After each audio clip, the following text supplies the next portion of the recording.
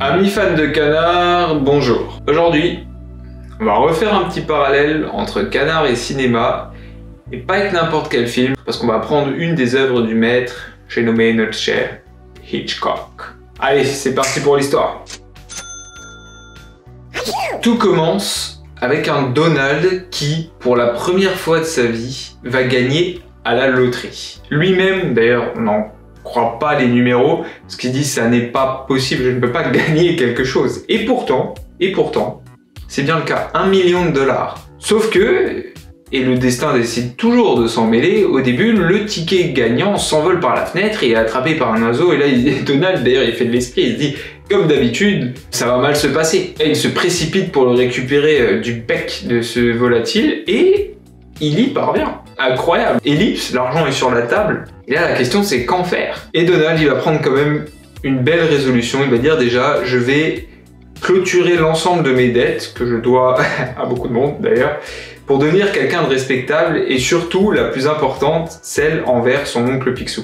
Il tient à se libérer de ses chaînes et à ne plus être obligé d'astiquer ses fameuses pièces, de le suivre à l'autre bout du monde, chercher des trucs improbables, ou d'être missionné dans des endroits vraiment exotiques et souvent pas très sécuritaires pour sa santé.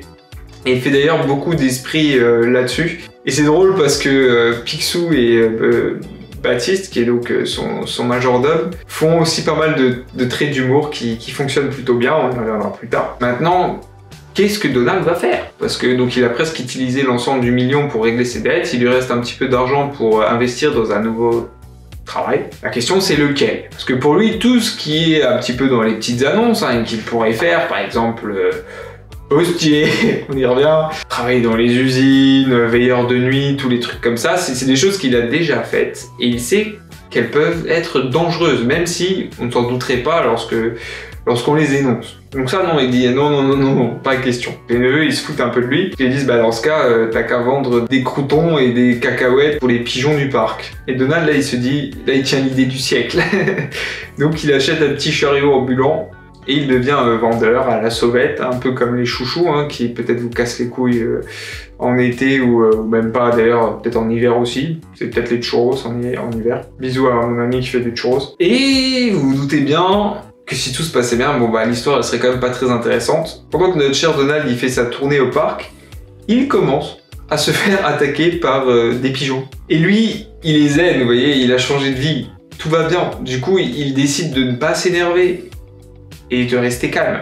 Vous savez bien que c'est quelque chose de très difficile pour Donald, donc si ça fonctionne, allez, une demi-page, au bout d'un moment ça fonctionne plus et du coup il décide d'essayer de défoncer les oiseaux, mais ces derniers ont l'avantage du nombre et c'est plutôt lui qui se fait malmener. Donc après tout, il se dit bon, j'ai été chassé du parc, c'est pas grave, on va faire un tour au port. Là il se dit les mouettes, au final c'est plus classe une mouette, c'est plus sympa. Non, pas du tout. Parce que le pigeon en fait il le suit, il parle avec les mouettes et il les ligue à nouveau contre notre pauvre canard. Donc du coup c'est encore pire en fait, puisque les mouettes elles sont plus fortes, plus puissantes. Donc il l'emporte littéralement dans les airs, un peu à la façon là-haut, vous savez, avec les petits ballons et le fauteuil là qui s'élève. Avec l'aide des marins d'ailleurs qui le voient s'envoler, bah, il parvient à faire lâcher les mouettes, sauf que ces dernières elles sont pas bêtes, elles le font dans la cheminée du paquebot. Du coup, ce qui a, vous vous doutez bien, une conséquence non prévue, parce que donc, tous ces épis de maïs et tout, avec le contact de la chaleur, comme les pop-corn, donc ils éclatent, ils se déversent en grand nombre. D'ailleurs, point quand même à noter, l'équipage est plutôt sympa avec Donald, parce qu'on s'attendrait à ce que vraiment ils ne prennent pas son parti, et pourtant, chose rare, c'est le cas. Mais malgré que ce soit un resquieur et tout, ils décident de l'aider. Sauf qu'avec tous ces pop-corn et tout, ils perdent le contrôle du navire, ils rentrent dans une plateforme pétrolière, assez impressionnant d'ailleurs. Et c'est une catastrophe, donc notre pauvre Donald il est à nouveau rempli de dettes parce que vous doutez bien à qui appartient le bateau, à qui appartient la compagnie pétrolière. Je vous le donne en mille, c'est notre cher Balthazar Picsou. Mais ce dernier il est beau joueur quand même parce qu'il dit bon écoute, peu importe les vrais coups, on va dire que c'était exactement le montant des dettes que tu viens de me régler.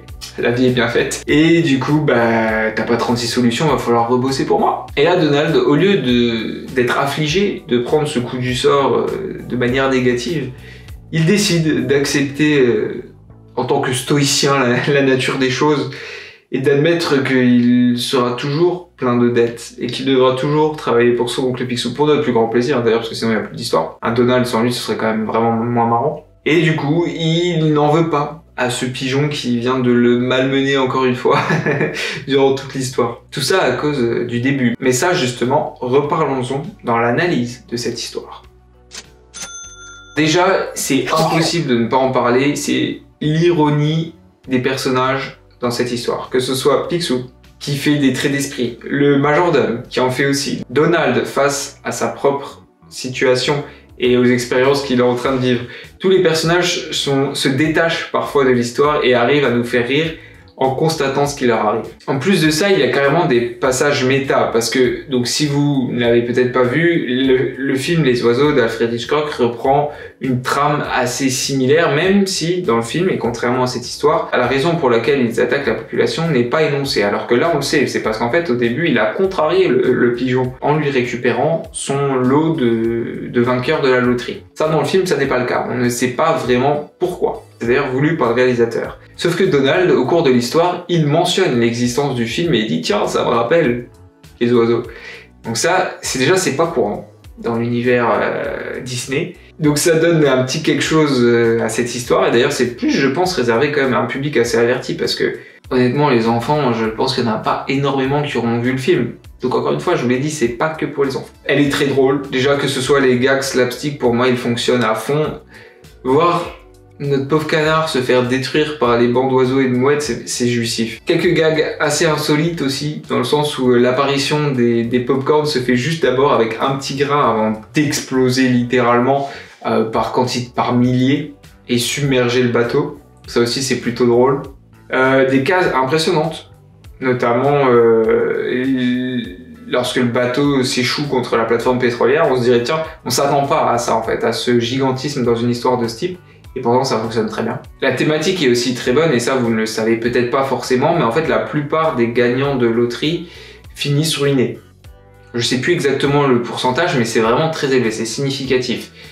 Et parce que du coup, il y a une théorie qui est avancée, c'est que lorsque l'argent tombe du ciel, entre guillemets, et que vous n'avez pas dû pas souffrir, mais vous accomplir pour l'obtenir, eh bien on n'a pas cette sensation de devoir accompli, cette sensation d'accomplissement, d'avoir grandi en tant qu'être humain, de s'être surpassé. Et du coup, ça nous amène à prendre des décisions qui sont la plupart du temps pas forcément les meilleures. C'est encore une fois prouvé avec cette histoire, parce que même si Donald essaye de faire les choses bien, en réglant ses dettes et tout, au final il se retrouve à son point de départ et donc gagner à la loterie n'aura servi à rien. Et lui-même s'en rend compte à la fin parce qu'il accepte sa nature et que du coup il n'espère plus un coup du destin pour se sortir de là. Il sait que soit il va devoir changer par lui-même, ce qui n'est pas impossible, soit il va devoir vivre avec. Donc bon message, bon message. Le fait qu'il gagne à la loterie, c'est tellement insolite que j'aurais bien aimé peut-être voir la réaction de l'entourage de Donald. On n'a que celle de Picsou, qui d'ailleurs très très drôle parce qu'il s'évanouit littéralement dans le sens où qu'est-ce qui vient de se passer? Genre vraiment, le ciel me tombe sur la tête. Donald qui gagne à la loterie $1 million, Donald millionnaire. Donc ça c'est vraiment très drôle, mais par exemple un Gontran, Daisy et tout, ça aurait pu, dans la même veine, ça aurait pu vraiment très bien fonctionner. On ne l'a pas, c'est pas trop grave. Voilà, j'ai noté le dessin est très... Il marche vraiment bien, plus moderne peut-être que ce qu'on a eu par exemple avec du Dan Ripes ou du Scarpa ou quoi, mais c'est plaisant, c'est Cavazzano, hein, donc aussi un habitué, quelqu'un qui est reconnu pour son travail.